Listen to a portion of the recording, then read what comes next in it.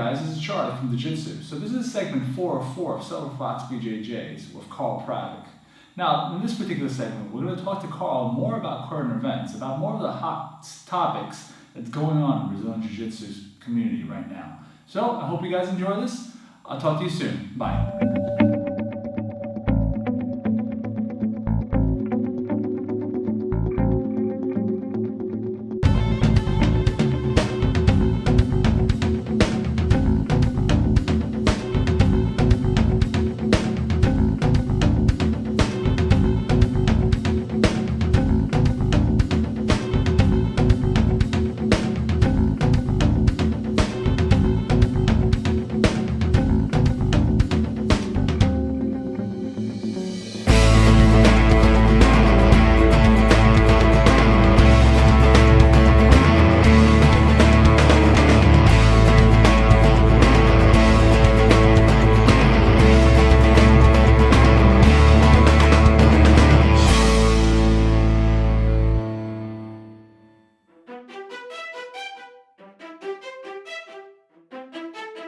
In recent years, there's been a very transparent divide between two different philosophies of Jiu-Jitsu. The Jiu-Jitsu purist camp say that modern Jiu-Jitsu has lost effectiveness, and the sport Jiu-Jitsu camp claim that the purists use this excuse because they can't keep up with the evolution of modern Jiu-Jitsu. Where do you stand on this, and what are your thoughts? I stand firmly in the middle. Now, here's my philosophy. People play to the rules. Okay? So when you come up with the rules, people will try to do what they think. You know, when you have two high-level guys, MMA is the same way. You know, when you have two high-level guys, they will do what they think is going to eke the fight out for them, if it's close enough. It's the same thing with sports jiu-jitsu. You know, ADCC rules are great, but the problem with those is, you know, when they do the no points in the first half of the match, two things are going to happen. You have the aggressive jiu-jitsu guys who I appreciate, you know, Roger, Braulio, Marcelo, you know, they go for the finish. And then you got guys that will just basically stall until the points kick in. So even, you know, in that sort of, and that's geared specifically, like there is no penalty for, you know, taking a risk on the submission.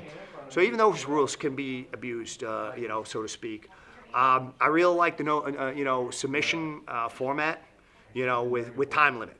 You got to do it because, you know, no time limit, and the guy's going to play, you know, if the guy's fitter, he's going to sort of stall until the other guy gets tired. I like this time limit, submission only with time limit. The other thing I like, actually, I don't know if you know Black Rob, black belt under Henzo. He and a couple of guys did the, what was it called? Cerberus or something. I forget. Invitation only, yeah. Where they paid, you know, basically, you know, it was a tournament style, but for submission, you got a $1,000 bonus. That was a lot of submissions that day. So I like those rules. But I think everything is good. You know, jiu-jitsu, again, you know, you got, you know, guys playing 50-50. Guess what? You know, you got to freaking be able to get out of it. If you can't, then, you know, you're not doing something right. So you know, I think, you know, different tournaments have different rules. People will play to them, and you know, there's something good about sports jiu-jitsu. There's something good about no-gi jiu-jitsu with submission only, and there's something great about MMA. It's every one of those gives you a little different sort of context of how to use your Brazilian jiu-jitsu. Does the IBJJF and its current rule sets hurt or help the art? You know, I think. Who's your partner? Well, it's you guys. No.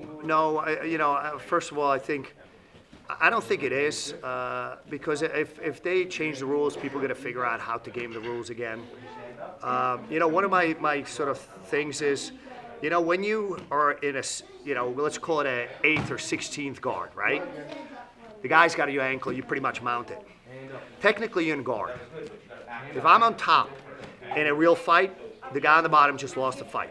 However, if he bucks me over, that's a 2-point sweep for him.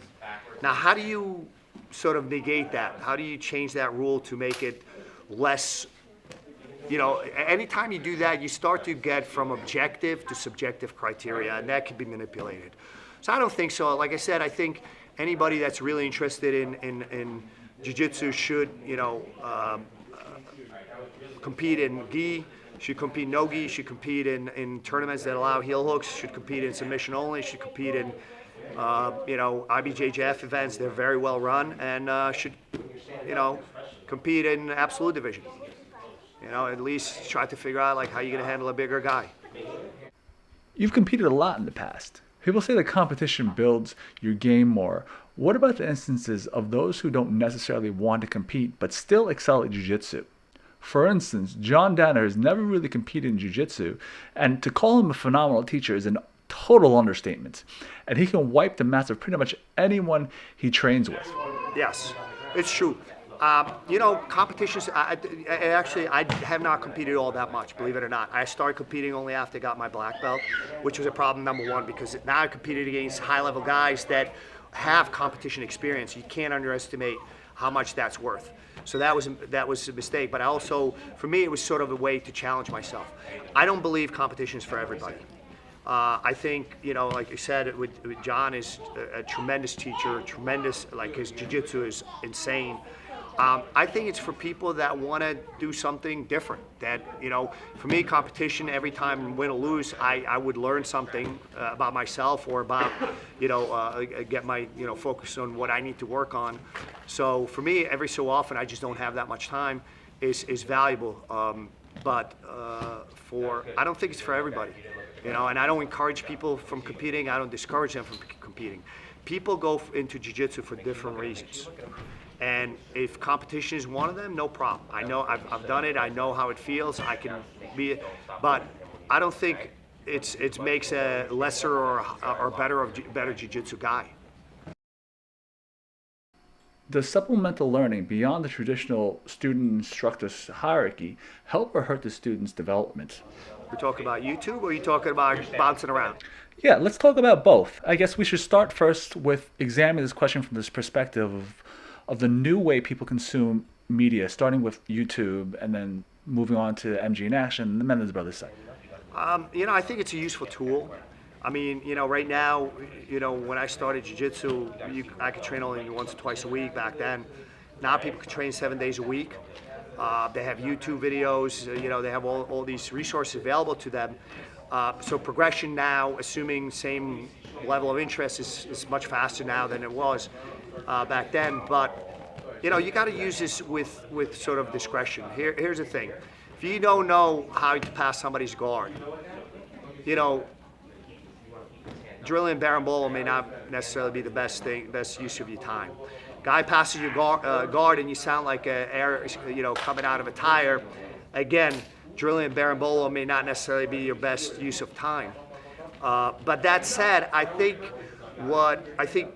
videos are good for is when you see an issue with your game and go to the guys that are specialists in that part of the game or very good at that part of the game, can really enhance what your particular game. Now, as far as bouncing around, guys that sort of bounce around from one instructor to the next, personally, I'm not a fan of that. I think one of the things, first of all, the grass is always greener on the other side. There's a saying, the reason for that. But the biggest thing that I see is, people don't understand that it's not just the technique. Like, okay, here's how you do an arm lock. Over time, as you grow in jiu-jitsu, you'd want the instructor to help you sort of almost strategically point you where your developmental points are for the next 6 months or 12 months. To me, when you get a little more experience, that's the most valuable thing you could possibly give to somebody. How are you going to get that from a guy that just you show up two or three times in the last 6 months and then you went to somebody else and say, I train with this guy, I train with that guy? That's great, but if you get 3 different arm locks from 3 different high-level black belts, everybody has a little different tweak. If you have the wherewithal to try to sort out which one suits your game the best, that's great. If you don't, I don't think you made too much progress doing that. That said, if the guys want to sort of, you're traveling someplace and wants to drop in and, train and learn 1 or 2 things, that's great. But I think if you look at, again, some of the top guys, generally speaking, they're, training where they're training. Occasionally when they're traveling, they'll drop in, but they're training within one camp and stay there unless there's some sort of a falling out. What about seminars? For instance, going to another school because they're hosting a seminar with someone who you want to learn from. I think it's good. I think seminars are useful, particularly when you're trying to broaden your horizons. You know, again, it's as you grow, you know, people have different needs. At different belts, they have different needs. You know, if your instructor is a specialist in certain things, you might want to, you know, broaden out, but chances are you're going to be a specialist. I like to think that, you know, I'd like to teach rather is sort of a pretty much, you know, all parts of jiu-jitsu, because there's some guys with different body types that, for mine, that will probably make that core part of their game, which may not be a core part of my game. But seminars are good. Like for me, I'm old school. I like to try to stay within my family, so to speak, particularly since my jiu-jitsu family is so vast with so much knowledge. It's unbelievable.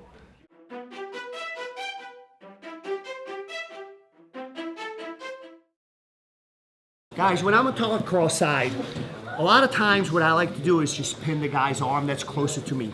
That immobilizes him in one direction. He cannot run away from me. He cannot turn away from me. He can only come towards me. So now I limit his possible escape options, all right?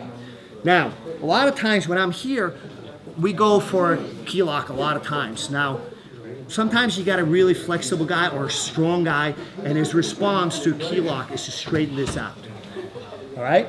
This is when I will stay with this move. What I'll do is I'll pop my knee on the guy's belly, but I will keep most of my weight on the opposite side. All right? Now, what makes this move work is bringing the elbow in. What happens is, as I bring it in, you can see the inside of his elbow starts to point towards the ceiling. So I bring it in. Now what I'm going to do is lift my right forearm and push down with my left hand. Okay? Now, suppose you got a big moose that decides that he's going to roll. What we're going to do as he's coming up, we switch into a triangle. All right, guys, we've got top of cross side. I want to finish Joe. I don't want to just hold him here. I don't want to just get the points. One of the things, if I have the chance, I will put down his left arm and pin it with my shin. That limits his mobility. He can turn towards me, but I can stop him with my chest, but turning away is going to be very difficult for him. At this point, logical choice is a key lock, all right? But there's a lot of guys that are flexible or strong, and what they do is they straighten out their arm. No problem. I'm going to bring my knee across the belly, and the key to this is bringing my elbow in. When I bring the elbow in, you can see how the inside of his elbow points to the ceiling. I have him all set up for a finish. What I'll do now is lift up my right forearm and lower his hand. Now, I know it's hard for you to believe, but I'm not that big. I'm not small, but I'm not that big. So if I try this on some big moose, and as I'm going forward, he rolls me through, no problem. I will switch into a triangle and finish that way.